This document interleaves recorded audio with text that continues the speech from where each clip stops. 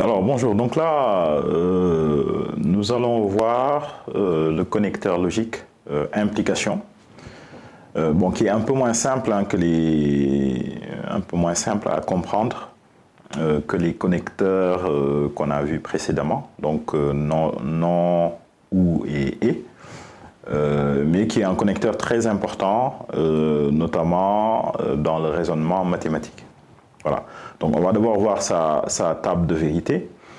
Donc si nous prenons deux propositions P et Q, donc P implique Q, ou si P alors Q se note, donc P flèche Q. Voilà. Et donc la table de vérité du connecteur implication est la suivante. Donc ce qui est important de noter, c'est que P implique Q est toujours vrai, sauf dans le cas où P est vrai et Q est faux. Voilà. On ne peut pas avoir une proposition vraie qui implique une proposition fausse. Voilà. Donc c'est uniquement cette troisième ligne-là qu'il faut retenir. Et c'est vraiment très important de connaître par cœur, en fait, la table de vérité. Voilà. Donc l'implication, notamment, est à la base même du raisonnement mathématique. Donc notamment le raisonnement déductif.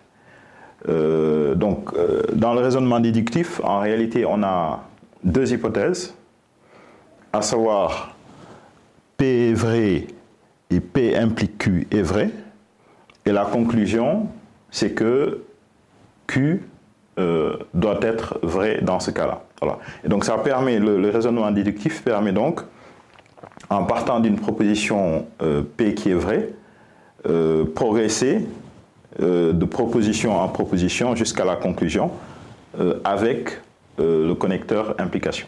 Voilà.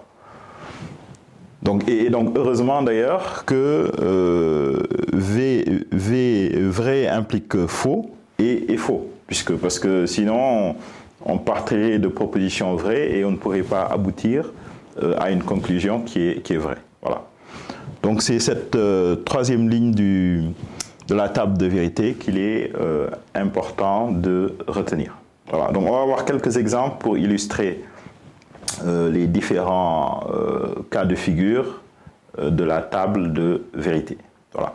Donc supposons par exemple qu'on ait une proposition P la pluie tombe, donc une proposition P vraie, et une proposition Q la route est mouillée, qui est également une proposition vraie.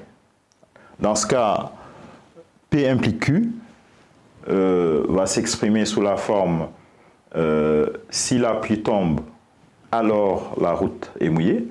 Et donc, dans ce cas, si P est vrai et Q est vrai, P implique Q est une proposition vraie. Voilà.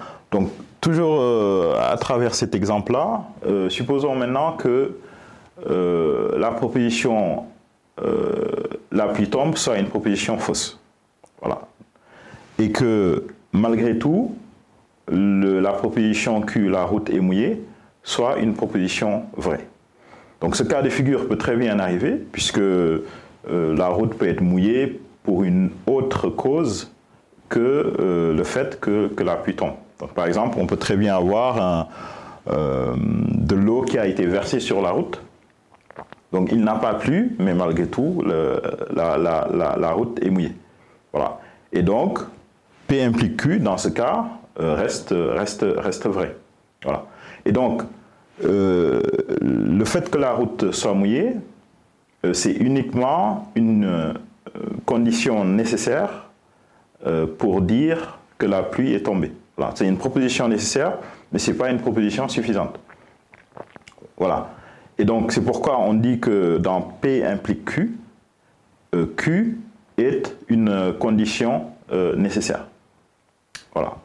Donc, troisième exemple, supposons que la pluie tombe, ce soit une proposition vraie, et que malgré tout, la route ne soit pas mouillée.